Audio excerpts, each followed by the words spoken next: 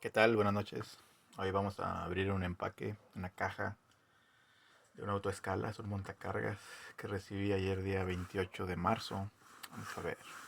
Viene directo de China, Japón. China o Japón. Bueno, iniciamos. Superior.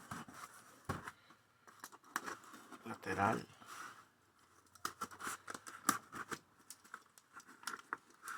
Pues con cuidado. Muy bien.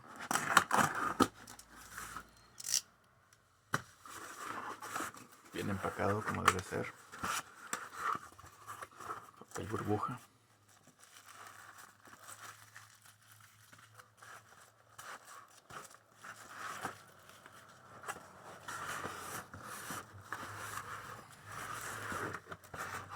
Vamos a ver qué tal.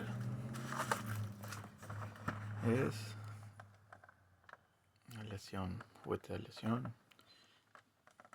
Edad 3 años o más. Escala debe ser 1.50. 1.50 escala. Vamos a abrirlo.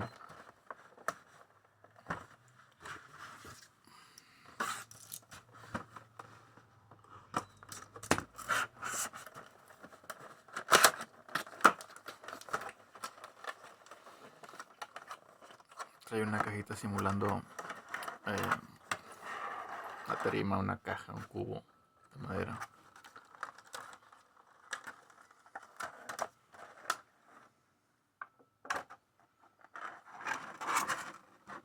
Lo podemos ver. Frágil.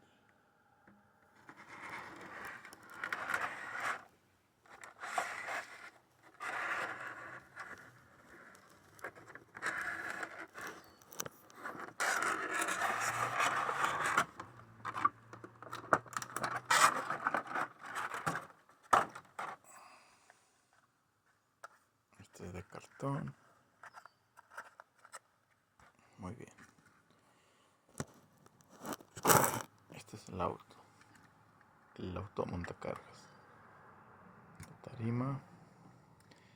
La base.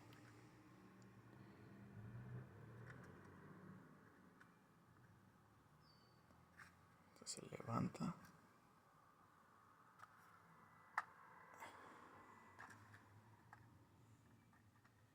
Muy bien, este es de...